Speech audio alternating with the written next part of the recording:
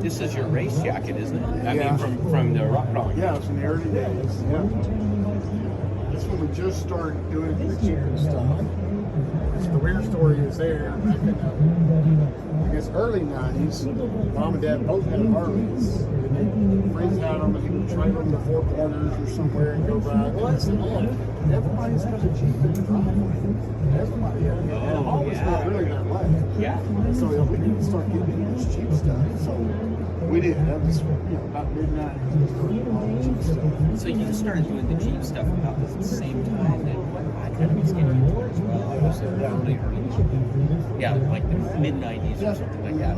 Maybe.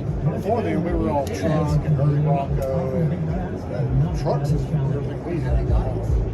So we got into all the cheap stuff. Well, this is your competition rig, isn't it? Yeah. It eventually became that competition rig. When we first got it, it wasn't intended for that.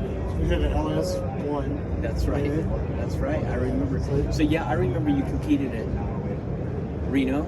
Yes. I remember you there really well. Reno, Moab, The Moab. Farmington.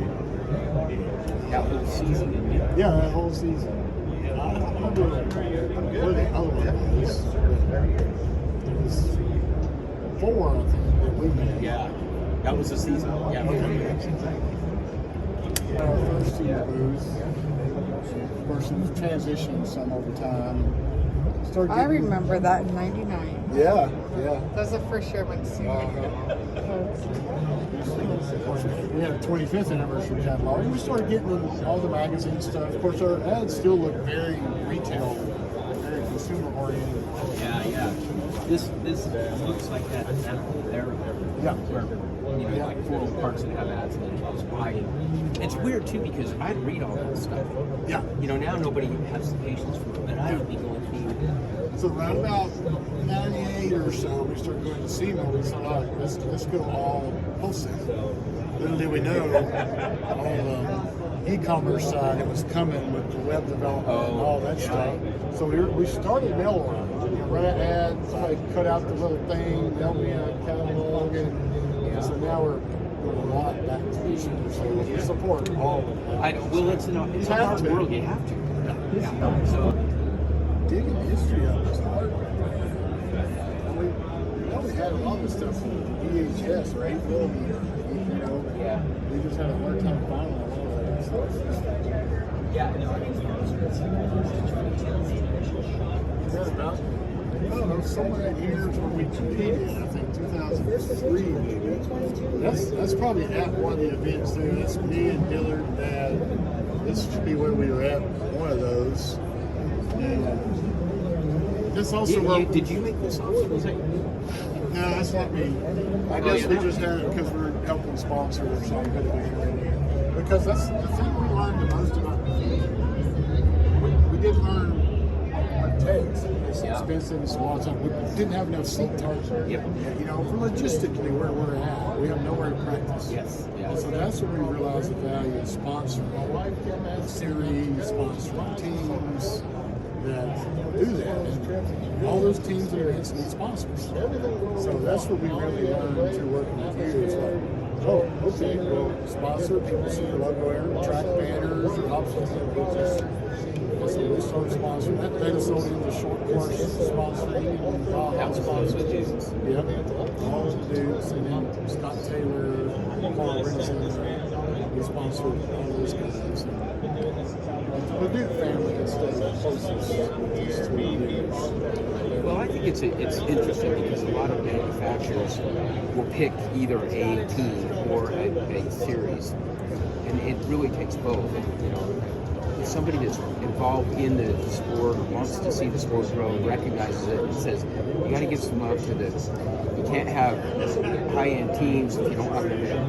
Yes. And you can't have an event if you don't have a good team. Yeah, so we tried to sponsor both. Even when we were doing some of the short course stuff, we would sponsor the tracks, like at Crandon and stuff. We'd do a package with them for the tracks. And, so it helped grow the brand because you see the brand in different things. And it's one reason why we had the 18-wheeler too. It's not just to get there, but it's also a big billboard at every event we go to. Well, there's a lot. I think there's a lot of loyalty in the sport. And when you get down to the core group of any sport, there's so much loyalty. We saw Shannon Campbell at breakfast this morning. Yeah. Who we met at one of your events 25 years ago. And, you know, otherwise, we would have probably never met him. Right.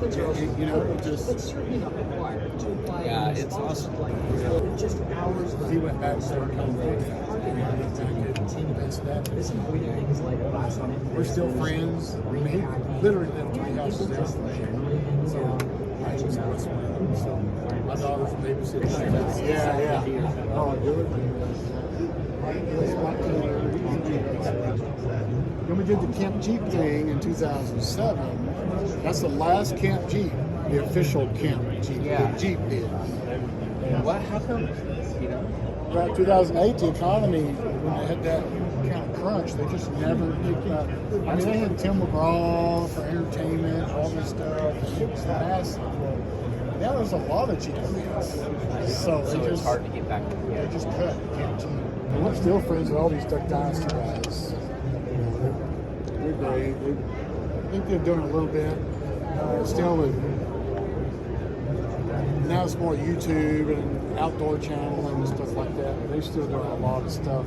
Even in the community at home, they're still really doing a involved. lot. Willie's daughter, she's got her own Live Original. It's for women, mostly girls, a lot of college girls, and she speaks to them. They have worship teams and singers, and she does these massive conventions. That's like Skylar, Dana's daughter's doing a Power Up Girls thing, and she got. There's such a market for that. Yeah. It's great, man. These girls thrive on that. His daughter does all. They started a little small church at home. That's awesome stuff. Are these? No, that's. Oh yeah, that is. Yeah, we started doing the dual rates for. So we started it when the JL came out. So then we've gone back and done it for the JKs, the TJs, the XJs. Now we're actually doing it for the old Ford trucks. You are? We just finished our designs on that. 2, 4, 6, and 9 in the dual rate. Do these, when they're under load, do they mostly stack, right? Mostly stacked, yeah. But So still, it's- it provides droop. And there's a transition rate between the two. So still, as it unloads, it comes back softer. Oh yeah, that makes sense. You know, Yep. obviously you get the droop for off-roading, Yeah, right. articulation, but it still rides better. You hit a bump and it unloads. It's just a nicer transition. So it works really, really well. So we just started doing it in everything.